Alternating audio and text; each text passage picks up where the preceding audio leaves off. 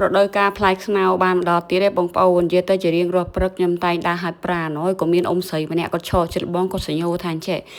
ម៉ែក្មេកនេះឯងនៅអត់ខ្ញុំថាម៉ែក្មេកខ្ញុំគាត់មិនដែលនៅផ្ទះទេគាត់ទៅធ្វើការបាត់ចឹងតែម៉ែក្មេកឯងហ្នឹងប្រាប់ខ្ញុំថាបើសិនជាខ្ញុំមានខ្នុរគាត់ចង់បានអញ្ចឹងហើយបានជាគាត់ទុកខ្នុរឲ្យមកផ្លែហើយខ្ញុំពេលហាត់ប្រាណហ្នឹងអត់ទាន់បានយកមកផ្ទះទេទុកចោលតាមផ្លូវសិនទៅបងប្អូនបន្តែខ្នុរហ្នឹងនៅពេលខ្ញុំលើកទៅរួមមានអារម្មណ៍ថាដូចវាទន់ឈិចហើយធ្លាក់ទឹកមកអញ្ចឹងហើយបានខ្ញុំខលប្រាំដៃក្មេងខ្ញុំថាចេះមានអ្នកចិត្តខាងឲ្យខ្នោប៉ុន្តែខ្នោនឹងអត់សូវល្អទេតើខ្ញុំយកទៅទុកក្នុងផ្ទះឬក៏យកទៅណាម្ដាយក្មេងថាបើញ៉ាំមិនកើតទេយកទៅឲ្យកបីស៊ីមកទៅហាខ្នោដែលតឡងគាត់ឲ្យនឹងឲ្យយកទៅឲ្យអ្នកចិត្តខាងដែលគាត់ចង់បានអញ្ចឹងនិយាយទៅស្រុកខ្ញុំបងប្អូនខែនេះសម្បូរខែខ្នោអញ្ចឹងទៅគេតែចែកញ៉ាំព្រោះយកលក់ទៅទីផ្សារក៏គ្មានអ្នកណាទិញដែរបងប្អូនបែខ្នោភាគច្រើនសើពួកខ្នោបាយស្រាអត់សូវល្អហ្មងទេហើយនៅពេលដែលខ្ញុំធ្វើដំណើរត្រឡប់មកផ្ទះវិញក៏ឃើញអ៊ំប្រុសពីរនាក់គាត់កំពុងតែកាប់ដីធ្វើស្រែខ្ញុំក៏នឹកឃើញថាអូខ្ញុំត្រូវការដីមួយក្រុងពីរក្រុងដើម្បីទៅដាំជីម្រះព្រៅដែលខ្ញុំបានយកមកពីស្រុកយើងហើយអ៊ំប្រុសមែននឹងចិត្តល្អទៀតបងប្អូនគ្រាន់តែខ្ញុំសុំគាត់ភ្លាមកាប់ឲ្យខ្ញុំផ្លែបញ្ជូនឲ្យខ្ញុំទៀតណាដល់កន្លែងម៉ូតូដែលខ្ញុំចតលើផ្លូវដល់ពេលឃើញថាគាត់ចិត្តល្អពេកចឹងទៅខ្ញុំជូនលុយកាក់តិចតួចដើម្បីគ្រាន់ផឹកកាហ្វេអាហារពេលព្រឹកគេចឹងប៉ុន្តែគាត់មិនយកទេនៅពេលខ្ញុំបានជូនដីម្ដងទេម្ដាយខ្ញុំគ្រាន់តែឃើញចឹងគាត់ថាចេះស្អែកនៅពេលជូនសុជាទៅសាលាកុំភ្លេចសុំគាត់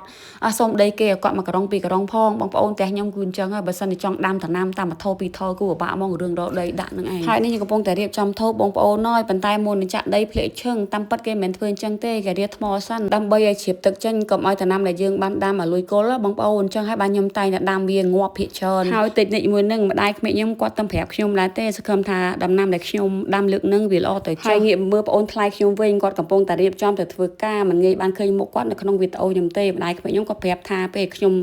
ដាំដំណាំហើយកុំភ្លេចទៅសាមផ្លែទិញត្រីឲ្យគាត់ញ៉ាំផងនិយាយទៅបងប្អូននៅខែហ្នឹងត្រីរៀងថ្លៃបន្តិចព្រោះខែត្រីពងអញ្ចឹងគ្រាន់តែឃើញអ្នកលក់មកដល់ព្រាមមិនថាគេមិនថាខ្ញុំបងប្អូនរោមទិញតែហ្មងហើយក៏លក់មកកដប់ហ្នឹងក៏ដាក់8ត្រីហ្នឹង200រូពីបើគិតជាលុយខ្មែរយើងប្រហែលជា9500រៀលបងប្អូនហើយពេលហ្នឹងគឺឆ្ងាញ់របស់គេហើយនេះគឺជាហ្វូមទឹកអនាម័យអនបងប្អូនគឺល្អប្រើខ្លាំងណាស់ខ្ញុំប្រើជាប្រចាំក្លិនគេឡើងក្អូបប្រហើរត្មងសម្រាប់បងប្អូនដែលជួបបញ្ហាលមាស់ធ្លាក់សធំក្រិនរលាកប្រើទៅម្ខំម្ដងទេមិនត្រឹមតែប៉ុណ្ណោះកម្ចាត់បាក់តេរីបានល្អផ្ដល់សំណើមមកស្បាយគេលក់ជាឈុតមានហ្វូមនិងមានស្ព្រេបាញ់សងួតតម្លៃតែ$16ទេបងប្អូនបន្ទាប់ discount ហើយនេះគឺជាសោភានរីស្ដើងមិនស្អុះមិនស្អាប់មិនស្គៀបមិនលមាស់មិនរលាកបងប្អូនមានទំហំវែងសាច់ចលៃឡើងទន់ត្មងស្រូបទឹកបានយូរបត់បែនតាមចិត្តទៀតប្រើបានទាំងថ្ងៃទាំងយប់ហើយត្រីដែលខ្ញុំបានទិញនិយាយអួតខ្លួនឯងតិចទេបងប្អូនយកមកដល់នេះលាងទឹកឲ្យស្អាតប្រឡាក់ឲ្យម្ដាយក្មេកទៀតគាត់ចាំតាចំអិនទេកូនភាសាបែបខ្ញុំមករកមិនបានទេម៉ែក្មេកអីវិញកដារោទៅ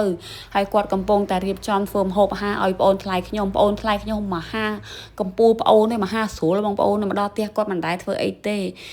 គាត់ចាំតែញ៉ាំស្រាប់ហ្មងហើយប្រាក់ខែរបស់គាត់ឲ្យសមជាស្រ័យមិននិយាយដើមអូនថ្លៃគាត់ការពិតចឹងគាត់កម្រឲ្យម្ដាយក្មេកខ្ញុំខ្លាំងណាស់បងប្អូនគាត់ចៃតែខ្លួនគាត់អីចឹងណាឥឡូវខ្ញុំកំពុងតែរៀបចំធ្វើ testing air fryer ដែលមាន fan ទិញឲ្យនឹងឯងដោយសារខ្ញុំមិនដែលប្រើចឹងប្រើដបងធំខ្លួនឡើងឈួលជ័រអញ្ចឹងក៏មាន fan គេមិនយកទៅចំអិនភ្លាមទេបងអើយ air fryer ដល់ពេលគេទិញមកគេត្រូវដាក់ជាមួយម្នាស់សិនដើម្បីកម្ចាត់ក្លិនបន្ទាប់មកយើងយកធ្វើម្ហូបតាមធម្មតាហើយមុខម្ហូបរបស់ខ្ញុំថ្ងៃនេះនិយាយទៅដោយសារតែខ្ញុំនៅម្នាក់ឯងស្តុកជាញ៉ាំតែសាច់ចឹងហើយខ្ញុំមិនសូវជាធ្វើម្ហូបមើលទៅវាហឹកហាក់ពេកបងប្អូនម្ហូបសាមញ្ញធម្មតាទេប៉ុន្តែញ៉ាំមិនមែនធម្មតាទេបាយមួយចាន2ចានហើយសោយថែម3ចានក៏មានដែរគឺឆាឃ្លោកជាមួយពងទាបន្ទាប់មកក៏បានត្រីអាំងហើយវីដេអូរបស់ខ្ញុំក៏មានប៉ុណ្ណឹងដែរអរគុណ